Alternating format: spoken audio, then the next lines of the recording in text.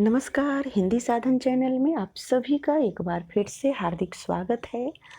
आज के इस वीडियो में राम वृक्ष बेनीपुरी की रचना माटी की मूर्तें पढ़ेंगे हम। 1946 में प्रकाशित ये रेखाचित्र संग्रह है जिसमें 12 रेखाचित्र है। 12 रेखाचित्र है जो अलग-अलग नामों से है। तो इसमें भूमिका के अतिरिक्त जो शीर्षक है, जो 12 रेखाचित्र उसमें है पहला बुधिया, देव, बैजू मामा, बाल गोविंद भगत, बलदेव सिंह मंगर, सुभान खां, सचिन खेड़ेकर, परमेश्वर, रूपा की आजी, रजिया, सूरज भैया, भौजी। तो ये 12 रेखा चित्र का जो संग्रह है, तो इनमें अभी जो नाम को हमने पढ़ा है वही इसमें शीर्षक के रूप में है। पुस्तक की भूमिका में लेखक ने लिखा है कि जब कभी आप गांव की ओर निकले तो आपने देखा होगा कि किसी वर या पीपल के वृक्ष के नीचे चबूतरे पर कुछ मूर्तें रखी है। माटी की मूर्ति। ये मूर्ति ना तो इनमें कोई खूबसूरती है और ना ही रंगीनी है।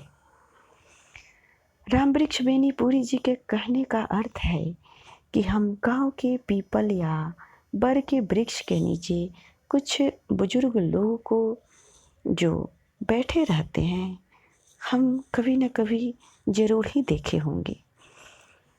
अब उस बुजुर्ग में स्त्री और पुरुष दोनों रहते हैं। उन्हीं व्यक्तियों को इन्होंने माटी की मूर्ति कहा है, जिसमें खूबसूरती और रंगीनी नहीं है, लेकिन उनमें जो है उस गुण का क्या वर्णन करूं, कैसे वर्णन करूं, इस प्रकार से लेखक यह सोचता है। उनमें सभ्यता, संस्कृति और जीवन संघर्ष है। बहुत कुछ है उनमें। उनके ऊपर ही यह रेखाचित्र लिखी गई है।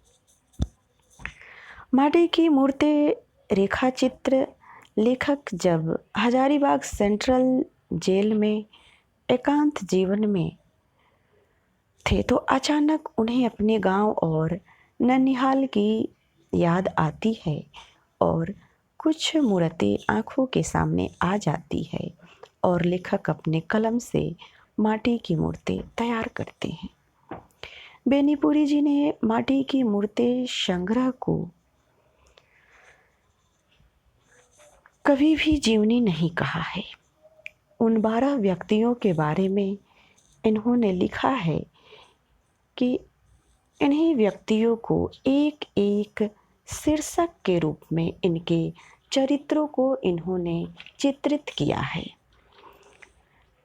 हमने पहले पढ़ लिया है 12 व्यक्तियों के नाम।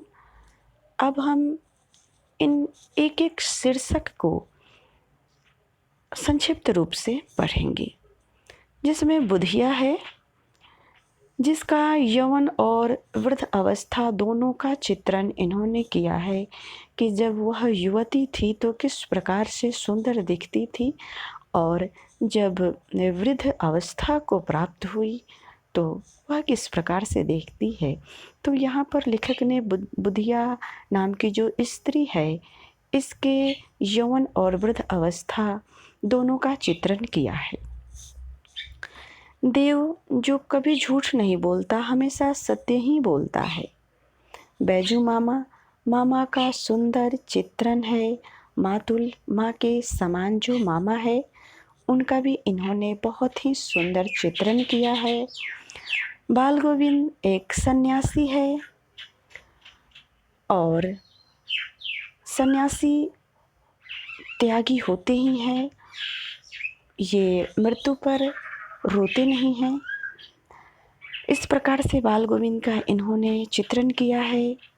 बलदेव सभी धर्मों को एक समान मानता है और सबके प्रति सद्भाव रखता है। हिंदू मुस्लिम एकता का चित्रण भी बलदेव के चरित्र में मिलता है। मगर यह किसान है जिसका जीवन संघर्ष का बड़ा ही सुंदर इन्होंने चित्रण किया है। सुभान खां हिंदू मुस्लिम एकता का चित्रण है। परमेश्वर ऐसा व्यक्ति जो मरने के बाद भी हमेशा स्मरणीय रहता है और त्योहार के आने पर उसकी याद और भी आती है। रूपा की आजी जिसकी आंखें बहुत ही बड़ी बड़ी है और उसकी आंखों को देखकर बच्चे अक्सर डर जाते हैं।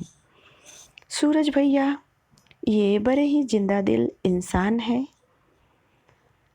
उसके बाद भौजी पारिवारिक संबंध एवं सामाजिक संबंधों का सुंदर और स्पष्ट चित्रण इन्होंने भौजी शीर्षक के जो पात्र है इसके जरिए किया है।